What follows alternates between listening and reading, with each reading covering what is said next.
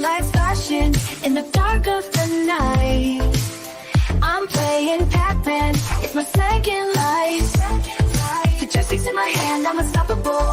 High score secrets, I've got them all unlocked. Memories rush back like a time machine. Take me back to the arcade, where I spent my younger days. In the black lights glowing on a pocket full of tokens. Dance and groove to the beat, on the pixelated screen we meet. New wave melodies playing loud, lost in the arcade, my heart is found. With hair and red fashion, we were all quite excited. Popping tokens in the cabinet, it's the thrill of the fight. We save the world through pixelated dreams. We're the greatest generation with unfaded acid genes. Take me back to the Hi, welcome back to day 4 of Week of AI. And boy, has it been a fast-paced doozy. Lots of presentations going rapid fire. Today, we're back a little more of a slow pace. We've got Thomas Thompson from Eduaide. He is the CEO, and his research interests include open educational resources and distributed communities of practice. Beyond instructional experience, Thomas led Muckraker Media, a nonprofit organization focused on enriching the auditory public domain. Currently, his focus is on generative AI and its role in education. He's got a focus in instructional design. And if you have not heard of Eduaide, That's man, awesome. it is amazing. Thank Well, you thank for you. Yeah, happy to be here. So I'm going to share my screen. I got a couple minutes of like a presentation, and then we'll jump into demoing the application. And then I'd just love to hear in the comments from everyone any questions that we have throughout and things like that. Happy to answer those. But yes, as Amanda was getting at, my name is Thomas Thompson. I'm a co-founder and the chief executive officer at Eduaide. Outside of that, I'm also a middle school social studies teacher, as my attire may give away. I just got home about 3 minutes ago from the classroom, just kind of walked in, had the time to do it. I think the you just mentioned presentation the is up. social studies teachers I work with. So Yes. So I think the screen is coming through. Everyone can see that. Wonderful.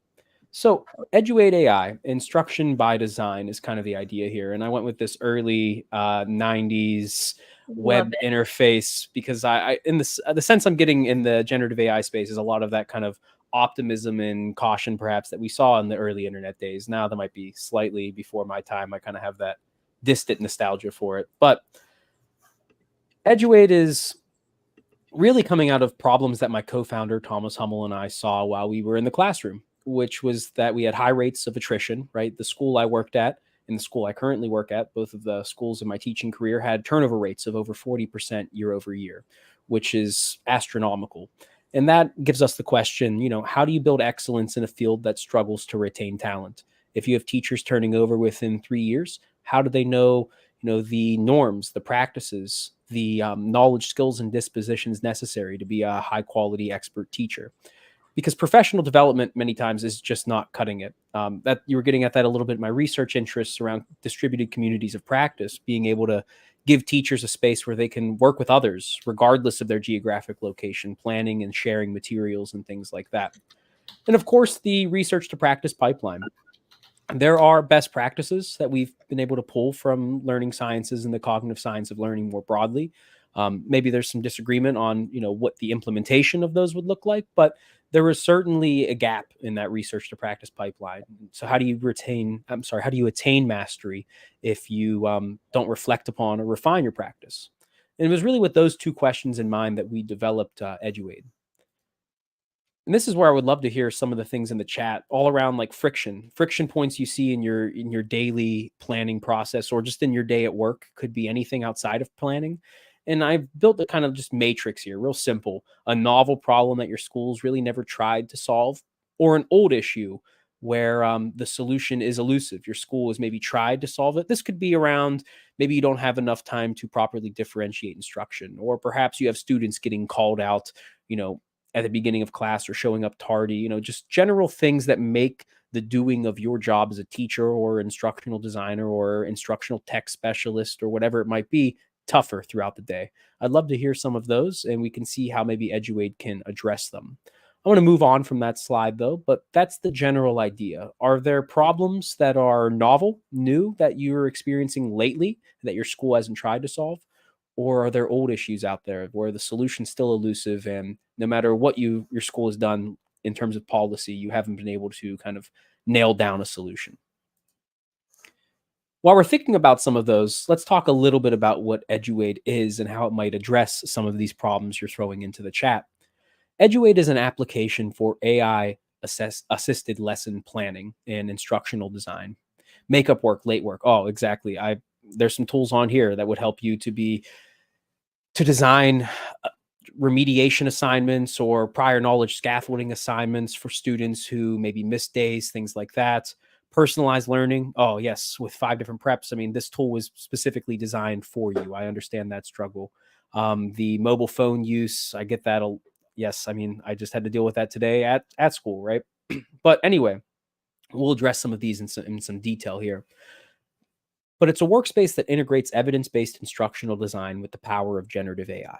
And what that means is we connect teachers with the resources necessary to do a high-quality instructional design job. That is planning the lesson from the high-level objectives, prior knowledge scaffolding, all the way through deliberate practice, collaborative learning structures, gamification, questions for both formative and summative assessment, as well as feedback on student work.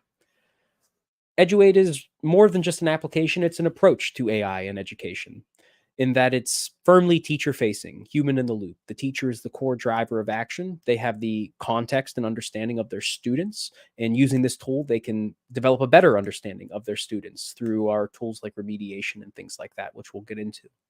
We offer a suite of personalization and differentiation tools, so you can, just get in on a granular level and take a look at these resources and change them, add things to them, chunk text into smaller sections, add keyword glossaries, a bunch of different things we can do around translation as well. And then the ability to retain, revise, remix, reuse, and stack over 100 different teaching resources and learning objects that are all on the site. High-level overview of what Eduaide offers. I'm honestly going to skip this step because we're going to jump right into the platform, so you'll get a sense of what that looks like. But high level, we have a content generator, which is just as it sounds. You're able to make lesson plans, prior knowledge measures, cooperative learning structures, gamification, game-based resources, and many different things. Our assistant, which is focused on streamlining administrative tasks that a teacher may have, the back end stuff that isn't in the classroom, but kind of gets in the way of the planning for the classroom, right? That might be emails or, taking notes during the meeting or having just some general statements to add at, an IEP meeting or a behavior intervention plan meeting or any of the number of things that encroach upon our planning time. The feedback bot, which provides students with timely, positive, specific, and actionable feedback using one of our presets or with a teacher or department standard rubric. The assessment builder, getting into actually building out assessment items piece by piece, aligned very closely to a standard. And then chat is just as it seems. If you're aware of AI, I'm sure you're aware of what an AI chatbot may look like. So, data privacy and disclaimers, of course, right? Eduaide's FERPA compliant in that we do not ask for, collect, or retain any student personally identifiable information. We deliberately maintain a light data collection footprint. We try really not to collect much of anything if we can help it. We know that this is a concern for most schools, and especially in a time when you have AI models being trained on user inputs and things like that, we take steps to avoid that in all instances. And then we view generative AI as a collaborator. I know many companies will talk about an 80-20 split, but I don't think that really does justice for the teacher, the expert of the classroom. We really view it as this 50-50, just consistent collaborator in everything that you do across the lesson planning process. So let's give the workspace a try. And I think that's going to kind of give you a clearer picture of what I'm talking about outside of just going through some slides. So when you launch Eduaide, you're met with this page. This is our workspace. And the workspace is organized in a very modular way. Everything kind of exists independently of the other parts. You can freely drag it to fit your screen size. I know some teachers are working on desktops, some on 13-inch monitors. So there's a lot of variation there to, again, fit your needs. So we organize the workspace across a taxonomy of educational acts, instructional acts, if you will, from the planning, which is like lesson seeds, assessment measures, evidence statements, etc., information objects, the presentation of to-be-learned material to students in a variety of different ways, our independent practice, which is engaging students in deliberate practice with to-be-learned material in different structures to do that well. So you can interleave material, you can distribute practice through time, all of the things that we know are highly effective techniques for student practice. Only when students have the prior knowledge necessary and the social skills, we can engage them in cooperative learning structures. I know cooperative learning is a very popular technique to employ, but many times it can be done ineffectively. If students lack the necessary prior knowledge, they may form misconceptions about material that is really hard to unteach. And as you can see, we added a new tool, which just kind of highlights all of our new resources. So we have a Socratic seminar built in. Our gamification, which just gamifies review. I know I'm planning for a large final test, final exam. So we played Jeopardy today in my classroom, and I used this tool here to plan the Jeopardy style game for my classroom. And then finally, questions, which are really just as they sound, a variety of formative and summative assessment questions. But let's start there. Let's say we need to find some essential questions to guide a lesson. I'm a middle school social studies teacher, so I'll use middle school social studies as kind of our example for today. And let's say I go into the planning knowing that there's a specific area that the students need to work on, but I'm not sure, like there's not really like a standard that specifically addresses it. The standard maybe dances around it or something like that. So let's say I'm going to be teaching about the Federalist Papers. It's a favorite example of mine, right? And maybe that's all I have, or just a few keywords. And what we know about generative AI is that your output is largely determined by the quality of the input that you're giving it. So if you just throw a few keywords in, it's not really going to give you something that, well, it's going to give you something that's kind of generic. Now, our system injects this into a broader prompt structure. So it will be less generic than if you say just did this on ChatGPT.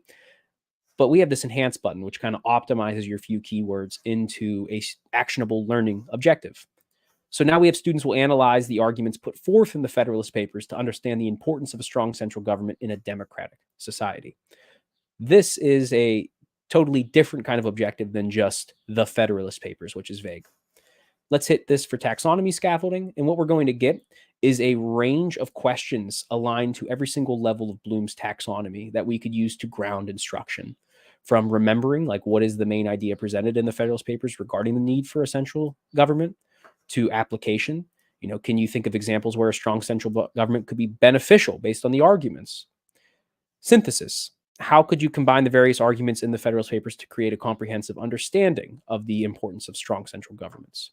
Do you agree or disagree with the arguments put forth in the Federalist Paper regarding the necessity of a strong central government and justify your position? So as you can see, we have a number of questions that we could use to ground instruction depending on the taxonomy level that we're addressing. Let's just take these analysis questions here and let's build a lesson seed around them. And we chose lesson seed very deliberately. This isn't a full plan that's going to tell you do this, do that, right? What we have is a tool that's going to give you a range of possible strategies that you could use throughout the course of your lesson. So objectives, prior knowledge measures, cue sets, direct instruction strategies, practice assignments, team-based activities, formative assessments, and deep questions to engage students in meaning making. And what you can do in our workspace, because we give you like total freedom over it, is you can hit edit. You can jump in and say, okay, I like this standard. I want to keep that. And you know what? I like this prior knowledge measure, but I also think students should have an understanding of the anti-federalist position, right? And then maybe we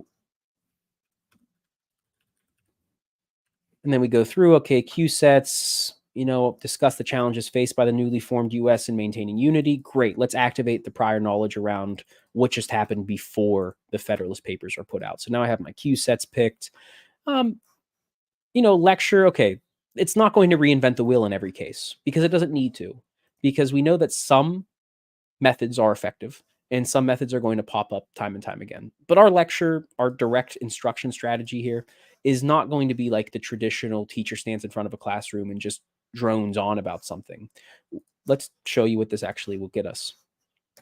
You hit add a workspace, and what it's going to be is going to give you an introduction, break the topic down into the key ideas, underlying principles, and then add check-in and discussion questions to ground that introduction of material. It's supposed to be quick. It's supposed to introduce the material. It's supposed to engage the student in the conversation to get them thinking about it. And then from there, you can say jump into various independent practice or cooperative learning structures. But let's go back to the lesson seed as it shows off a few other tools. We have this thing down here. It's called the pairs. And what the pairs do is really they just provide you with a sequence of instruction that would make sense based on the resource that came before. So you generated this assignment here, this lesson seed rather. And perhaps you want to do a jigsaw activity with it. Or we already did taxonomy scaffolding, which they suggested to come next. Or maybe an anchor chart of the material. But let's take a look at the jigsaw. Close our tab here. So what we're going to get is an overview of the purpose of this jigsaw activity. It's going to give us our various groups that are going to handle different aspects of the lesson, their task, and the materials they will need to complete that task. So it gives the teacher the procedure to do this jigsaw well, down to the groups, the expert groups, all of that.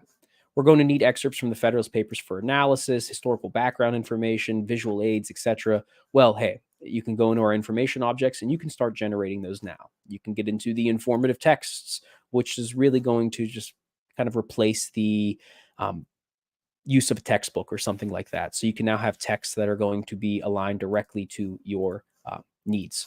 So let's jump back into the lesson seed. Let's pull out this objective here that we're using to ground our lesson. Let's throw that objective into our topic bar, and let's build an informative text on it. Add to workspace. And we're going to get a well-structured test with guided reading questions, right?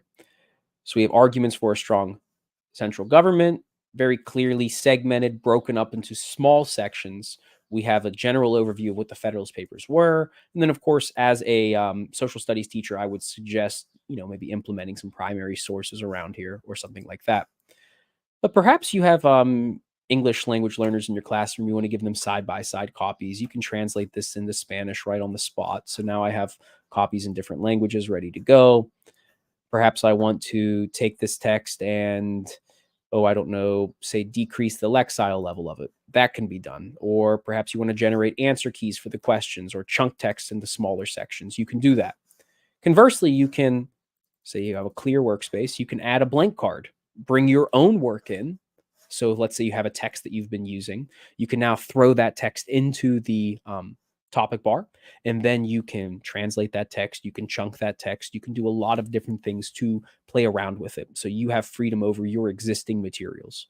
So you don't necessarily have to rely on AI generated materials, but now you can use AI to differentiate the materials that you have,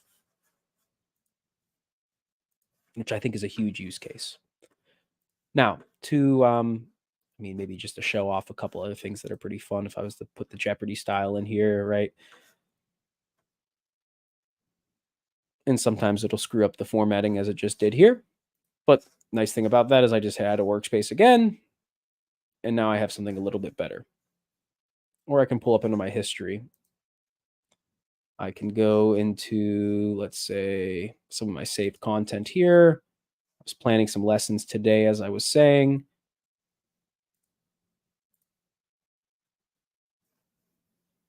And then I had a couple Jeopardies. Let's put this Jeopardy in from my earlier lesson. Here we go. So we had, we were doing a review around the War of 1812, around regional tensions, around slavery, and it had the different categories with different questions that you could use for each of the categories. And, I was able to build out an entire Jeopardy game in like a fraction of the time. Now, we have our AI disclaimer here. It can be a powerful tool for aiding in the design and development of educational materials, but it's not going to be a substitute for your expertise and the nuanced understanding of a skilled educator. So you should adapt and tailor AI-generated materials, because sometimes you will end up with a Jeopardy-style game that maybe only has one column, which it's hard to lock the formatting down sometimes, right? But most of the things that are going to be text-based and not throwing in some of the fancy flourishes, which we just did there, are going to be straight and even keel. Let's hit add to workspace here. We have a lesson plan now aligned to Gagny's 9 events of instruction. So how do we do all of this, right? Where's the information coming from? Those are questions that I get commonly. And what I can say to that is that Eduaide we take a massive knowledge base of educational research, and we use that, employ it into our prompt structures, right? So we're using the texts, using the research to then develop the prompts, and then using the prompts with in-context learning, chain of thought, things like that, various prompt design techniques to ground our content in a very educational basis and an instructional orientation. And that's pretty much foundational to what we're doing here. We're trying to constrain AI within high quality evidence-based instructional parameters.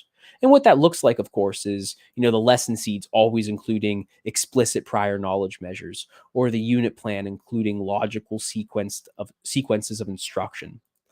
Or it might be jumping into the feedback bot, inputting a student work sample, and then generating, typographic or syntactical or semantic feedback. And we just redid these models, and we're building them on top of the new GPT-4o, which is returning great results. I'm excited for you all to see that. Let me just give you a faulty essay, though, real quick. This is one of those AI powered assignments that I've done in my class, where I'll create some AI generated essays that are going to have some mistakes in them purposely, right? So this student's essay is going to identify the arguments in the Federalist paper, and it's going to have spelling errors. It's going to have mistakes in logic, right? And usually what we do is we build instructions for students to go in and proofread and say, this is a D, how would you improve it? And I do this instead of having students write essays full stop off the bat, because oftentimes we're running into situations where students are having GPT write an essay and a lot of concerns around cheating. But if I reframe that, right, I use that weakness now of, oh boy, how are we going to control students using GPT in the classroom? We reframe it now. We say, okay, we used GPT to make these essays. These essays have faults in them. How do you improve them? How do you go about editing this essay? And that reframes the question from, oh boy, I have to turn in a 5-paragraph essay by Friday. I don't have time. I have practice. I have this, I have that, right? From, okay, now I'm thinking about what makes a good essay. I'm thinking about, I have the starting place. How do I improve upon it? Because that may be more realistic for what the student's workflow is going to be like in a time with AI. They do a rough draft and have some AI edits, or they have an AI generated piece of content and they do some kind of detective work, so to speak, through it, kind of sifting that information. But let's take this faulty essay now, and let's bring it over to our feedback bot. Let's throw that in the feedback bot here. Let's get a feedback report on syntactical feedback, right? So deeper mechanics of writing. And what this is going to do is high level, give me an overview of the student's ability in terms of the syntax and grammar usage, clarity and coherence, punctuation and sentence structure, vocabulary and word choice, and then give them actionable steps for improvement. If you do something like typographic feedback, that's going to go in line by line and look at their verb tenses or their subject-verb agreement or the punctuation and give us specific examples, right? They're not capitalizing proper names like the Federalist Papers or Alexander Hamilton or James Madison, or they're using be, you, is, and are in the present tense or past tense and screwing up those verb tenses and things like that. And it's going to give us a high-level feedback report. And you'll notice I'm not able to go in and change any of this information here. The reason being is we suspect that a teacher may be more likely to, say, accidentally input, say, student personally identifiable information into this section, even though that violates our terms of service. Once you hit X on this, that feedback report is gone. It's not stored on our system. It's not retained. It's forever deleted, out of the way, gone, period, right? The idea here is if you accidentally, say, put in student personally identifiable information, it will not be retained on our system for any amount of time. We take that quite seriously. So that is really a high level, quick, we only have 30 minutes together, overview of Eduaide. If you were to go to different subjects, right, speech and language, we have entirely different sets of materials here, different frameworks, communication evaluation outlines, things around rhyme scheme, situational practice for language acquisition, right? A lot of different things for different subjects. Different grade levels have different materials. You know, in our career and technical education, some of the soft skills around, say, business plan outlining or, you know, doing workplace scenarios. All of these are built into Eduaide. So there's a lot to cover here and not enough time to cover it. So we have about 5 minutes left together, and I would love to maybe address some questions you all have out there. Happy to, you know, answer any of those or Question. show another tool. Yes. I haven't seen the rhyme scheme. Yeah. Let's do it. Yeah, I would love to see that just as an English teacher and a writer. I'm curious what that does. Do we want a rhyme scheme on the arguments presented in the Federalist Papers? We might as well use that. We have the topic. All right, sure. Add it to workspace. So we have 3 different rhyme schemes. Wow. AABBCC, ABAB, ABAC rhymes, all of course addressed to the Federalist Papers, but it could be on any topic that you want. Now, maybe you want to take this and you could build a lesson around this, right? So maybe you take this and say, Could you ask it to turn it into a sonnet? we can. So what we can do there, yeah, even better. We could take that. We can go into our chat. We could say, turn the following into a sonnet. And as you can see, our workspace is totally integrated. So every single new tool, you still have all your old work up here, which is great for the following reason. So we take that, we put all these different rhymes in there. We ask it to create a sonnet out of it. It takes that sonnet. And then let's say I want to add that back into my existing card. So now I can say, you know, add a new section.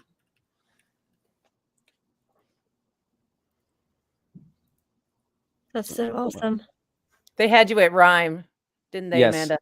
Yeah. I'm all about the rhymes and the poetry. And this it's one thing that I found ChatGPT does not do well is rhymes, or you get like repetitive phrases and just connotative meanings. It doesn't do it that well. We do have some other questions. I don't want to hog the questions with the rhyme. Is the taxonomy used the revised Bloom's or? Yes. So we have used the revised Bloom's taxonomy for to ground our generations on that. Yes. And then we have some other things like built in around, cost. Yes. So you can sign up to Eduaide totally free. The only limitation there is 15 generations per month. From there, the cost is $5.99 a month or $49.99 a year. And then, of course, we have bulk pricing for districts and things like that kind of cut the cost a little bit more there. As you can see, I just took all those rhyme schemes, made it into a chart, and then put that chart right back in. You could do that with really any of the information here. Yeah, so there's a lot of freedom that you can do here on the in the chat, and then bring it back into the existing cards. So I ditched my Week of AI t-shirt today because you were coming on and you're a social studies teacher. And so I wore my I Love Lucy. Very nice. I don't know if you get it, but for those of you that know, you know. Yeah. That would definitely be my wife and my mother-in-law. They are the I Love Lucy fans of the household. Well, it's like a pun. It's I Love Lucy. The first Lucy was the first Australopithecus afarensis found, so it's like a play off of I Love Lucy. I see. Yes. Yeah. Very nice. A little more info, right? As a social studies teacher, she did that to me too, and I'm like staring at the shirt. I'm like, I don't get it. I don't see Lucille Ball anywhere. Like, I need a little more background knowledge. My nerd flag is flying with the shirt. If you haven't gone to Unemployed Philosophers Guild, they have the best nerdy t-shirts and coffee. As a teacher, shout out Unemployed Philosophy Guild, because we get coffee mugs all the time, but I will never have too many, ever. Yeah, ever. Never ever. She will not. So, Eduaide, guys, this is like a quick 30-minute overview. It is such an amazing platform.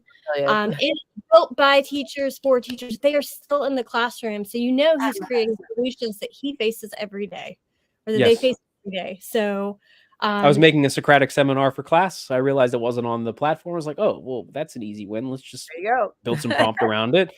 And then, yeah, you say, do a big research literature review. You pull a bunch of information on Socratic seminars. You plug that into a chatbot, right? And you build a prompt around that, pulling from that research literature base. Then you then can deploy after some testing and things like that. Yes, Yep. $5.99. I hope it is a good value. We tried to make it a low price point. We use a lot of different language models on the site. You notice I said we use 4.0 in some aspects. We're using 3.5 on certain places where it makes sense to use 3.5. You don't need to always use the latest and greatest for every single thing, because 3.5 was blowing our minds last year, and it still does some things quite well. 4 does some really great things as well. So we put 4 in where it makes sense to put 4, but we don't say throw in a bunch of stuff that you're not going to need or use. And in so doing, we're able to offer this at a great value for teachers.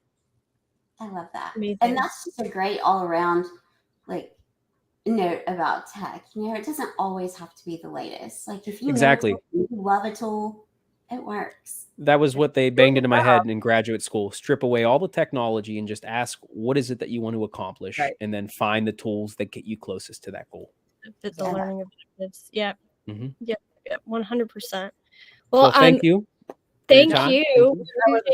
Eduaide, Our sponsor of today. We are going to now head into our keynote with Mary Howard, and she's going to go in deep with ChatGPT. She's written a book on it that's amazing, and we hope to see you there. So follow us over to the next stream. Thank you. See you at 6:30.